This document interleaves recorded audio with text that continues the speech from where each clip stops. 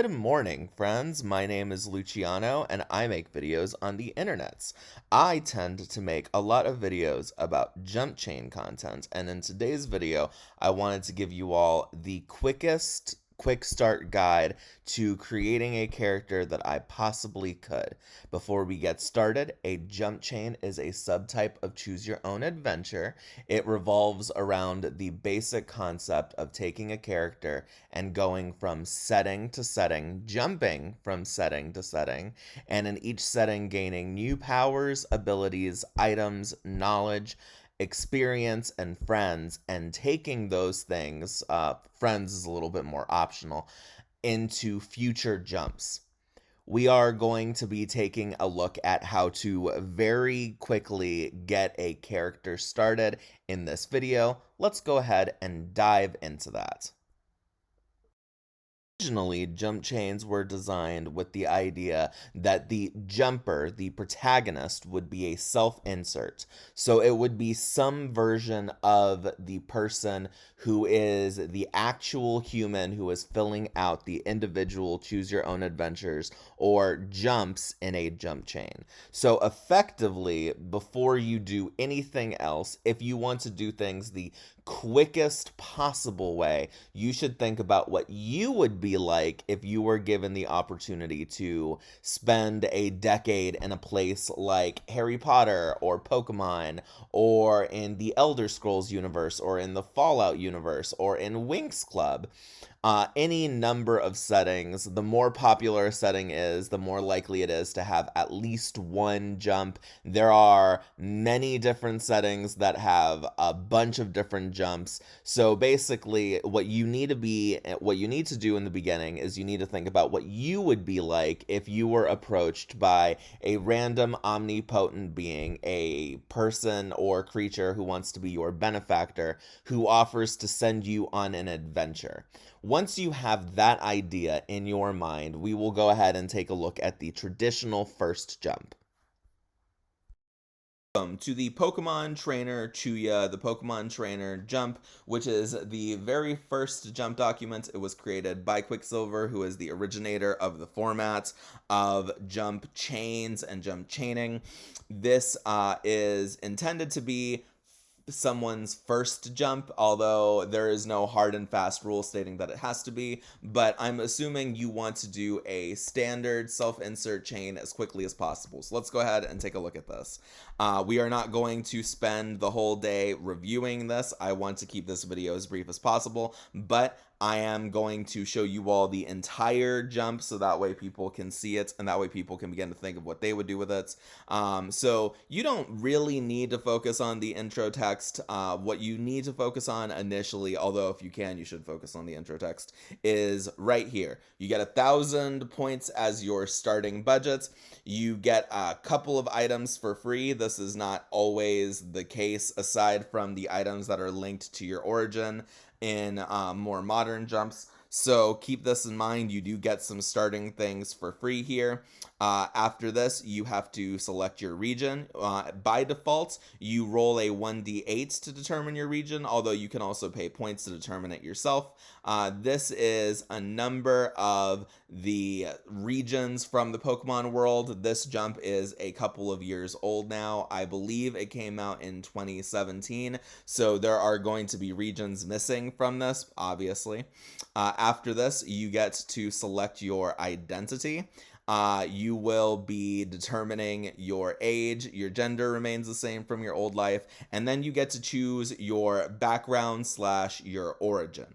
Your background / your origin, in this particular jump, only one of them is free. There are some older jumps where there will only be 1 or 2 free origins and all of the other ones will require points in exchange. And this is often the way that it is. In a older jump documents, oftentimes the drop-in would be the only free origin because it doesn't come with any starting buffs. It also doesn't come with any sort of disadvantages or changes to your personality that would be forced upon you or would be strongly suggested be a part of your narrative due to the way that selecting an origin works. But because of the fact that it doesn't come with any starting buffs and you're just you yourself with your fiat-backed items and and any new things that you may have gotten from going through the jump doc and designing a build.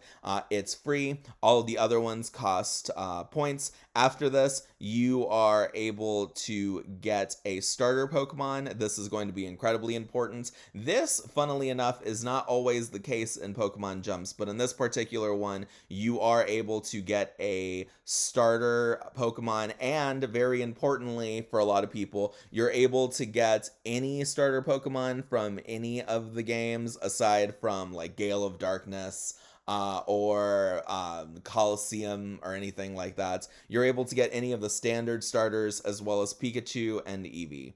After that, you are able to pay a little bit more for less common Pokemon and for Pokemon that are not starters. You can't get legendaries with this. From here, we go to the section that will probably be the area where you spend the majority of your time designing a build here, your skills and abilities. In future jumps, these are called perks. These are things that you can purchase. You are able to get things for free, depending on your origin, and discounted based on your origin. So make sure that you track that small text in the bottom left corner of each of these boxes, so that way you can make sure you know what is going on and what you want to get. There is an undiscounted perk right here, Champion in the Making. After this, you're going to be taking a look at the next section you're probably going to be spending the majority of your time designing a build here in, which is your gear. It's worth noting that there are discounts here, but there are only discounts for one origin, which is a little bit unusual and is not something that you are going to see in future jumps. In most future jumps, if there are any discounts on items, most items will be linked to an origin or a background or identity, and they will be discounted based on that. There are also jumps where there's a item tree, but there's no discounts, or there's a rolling discount, so you can select which item in each price tier you want to discount. So there's lots of different things. Flaws and future, which is the final section of this particular jump, refers to drawbacks and endings. So here are the drawbacks you could take. These increase your budget in exchange for modifying the circumstances of your life here in ways that make it a little bit more difficult or a little bit less safe. And then after that, there is the ending section of this particular jump. In this particular jump, there are 3 options for endings. This is the way that it's going to be in 99% of the jumps, with one exception being end jumps. And then after that, there are very rare other jumps that have unique things about their endings, but those jumps are exceedingly rare. So for this section, you're going to want to select one of these 3 options. I'm assuming you are going on a jump chain and not just experiencing a jump as an individual choose your own adventure.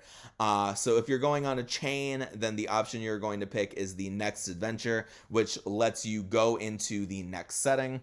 If you are not going on a chain and you're just using this as a solo choose your own adventure, then you can select Homeward Bound, which returns you with the stuff that you get here. It's worth noting that this section is a little bit different. This section actually does not say that you take your perks with you, but most jump documents will say that you keep everything that you've gotten on your chain with you once you return home. You could elect to stay, which means that you will live out the rest of your life in this particular setting as if you were someone who is native to the setting. So those are the different options that you're going to see in 99% of the jumps that you are going to come across.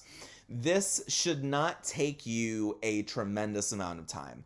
If you are using a self-insert jumper and you are not trying to be incredibly uber detailed or uber meticulous about everything that you do, designing a build here should probably take you maybe 15 minutes to half an hour. If you are a little bit more thoughtful than that, it might take you somewhere between half an hour to 45 minutes. If I said 15 minutes to an hour, I meant 15 minutes to half an hour. I don't know if that was what I said, but for clarity's sake. If you are incredibly detailed, even then, this should only take you about an hour. You do not have that much to track unless you are doing some sort of alternate rule sets, such as front loading things, or you are doing a creative mode or a questing mode take on this, where you either have as many points as you want or you don't have any points, and instead how you get your perks is determined by how you behave in the setting. Those things would modify how long it would take you to do a build, but for the most part, this really shouldn't take you an incredibly long amount of time. That said, I am going to go ahead and end this video. My intention is to try and create a series of videos wherein I am as efficient as I possibly can be while explaining all of this. I hope that this video helps you think of how to more efficiently design characters. As I've previously mentioned, the basic intent with the oldest jump chains and jump documents is that the person who is going on the adventure is some sort of self-inserted version of the actual human who is filling out the choose your own adventures. So if you know yourself well and you can picture what you would do in these kinds of scenarios, it definitely helps. If not, this could be an interesting way to go on a journey of self-discovery. I hope that you guys are having a wonderful day. I will talk to you again soon. Bye-bye, everyone.